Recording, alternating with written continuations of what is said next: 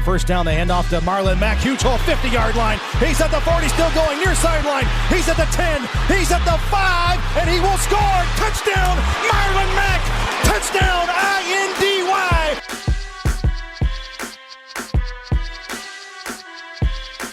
And again, it's picked off. It's Darius Leonard. Leonard with a second INT, and he's streaking down the near sideline. He's at the 40. He's at the 30. He's at the 20. He's going to go. A pick six for the Maniac.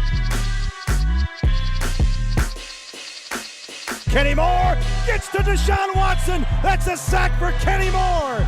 Kenny has a pick and now a sack in the game. Horseshoe is back, baby. The horseshoe is back. What it do, Colts Nation? Welcome back to the Bring the Juice podcast. I'm your co-host, Derek Larger. Joining me is Cody Felger. Today, we wanted to bring you some breaking news out of the Indianapolis Colts arena that today marked the day that we now have been informed that the Colts will not be picking up the fifth-year option for Malik Hooker's extension. So after this season, Malik Hooker is going to go into the 2021 season as an unrestricted free agent. Some interesting stats. Malik Hooker has, out of 48 possible games, he has started in 33, so he has missed 15 games in his first 3 years. He's only 24 years old, so in one of the more underrated ball hawking safeties in the NFL. Cody, what's your initial reaction to hearing the Colts are not going to pick up his option? I was a little bit surprised, honestly. I did not expect that to happen. I thought the Colts would pick up his option. I mean, it's not that much money. I believe it's like $6 million, over $6 million, almost $7 million for it to pick up that option. Initially, I was a little bit like, why would you not? Like, that makes no sense to me. But as we talked, Derek, off air, it kind of started to make a little bit more sense. Like, this is Chris Ballard. He's one of the most competitive individuals in the entire NFL. And he's a guy that I think he's willing to admit his mistakes, if you will, right? He's a guy that from day one, I remember listening to his press conference. From day one, he said, look, I'm going to make mistakes and I'm going to own them. And I think for this thing, like with this option, Chris Ballard's saying, look, we don't know what we have in you, Malik Hooker.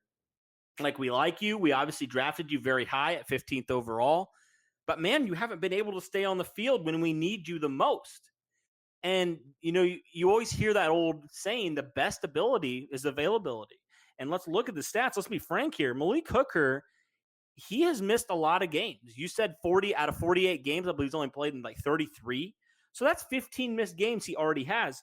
And you kind of look at, you know, obviously that first year, freak injury, ACL injury, Malik Hooker was playing really well. I mean, he had 3 interceptions in 7 games, playing fantastic. But you look after that, he hasn't even come close. Like he hasn't come close to that production we saw in 2017. He's only had 2 interceptions in the last 2 seasons. So 2 interceptions in 2018, 2 in 2019. He had 3 interceptions in 7 games in 2017. And he's been injured. He only played in 13 games last year, 14 games the year before. And that's not including the playoff game, you know, the 2 playoff games that they played where they got beat by the Kansas City Chiefs. A big reason was probably because Malik Hooker was injured. And, you know, it's just something where it makes sense for me for Chris Ballard because he's going to say, hey, man, look, we like you, but you haven't been able to stay healthy. And it's a similar situation, Derek. We were talking – similar situation here to Marlon Mack a little bit. When the Colts drafted Jonathan Taylor, at first I was a little bit like, what? Why would you do that? But as I thought about it more, I'm like, well, if Marlon Mack goes down, who do you have? I mean, you have Jordan Wilkins, who you kind of like, but you would like to know that you have another quality option in Jonathan Taylor. The Colts obviously drafted Julian Blackmon, who also is coming off an ACL injury. But, you know, to me, it's like he's going to play this year. Like, this doesn't mean Malik Hooker's not playing in 2020 for the Colts. He is. It doesn't necessarily mean that the Colts are saying, hey, we're done with you completely. I think it's just saying, look, man, we don't want to commit long-term to you. You're going into your 4th year. We don't want to commit long-term to you if we don't know that you can be there when we need you the most. And so Yeah, for me, it makes sense now that I think about it a little bit, now that I've had a few minutes to kind of just mull it over, talk with you. I think I like this move now. I do, because you're not, we know Malik Hooker has a great tendency to be a ball hawk back there. We know in 2018 teams were not throwing against the Colts deep because Malik Hooker was very good back there and they were afraid of him. But if he's not going to be healthy, why would you commit your time and your resources into a player that, statistically speaking, has not played a full 16 game season for you? That's kind of my take here on this decision. A little bit shocked at first, but as I thought about it, it made a lot of sense.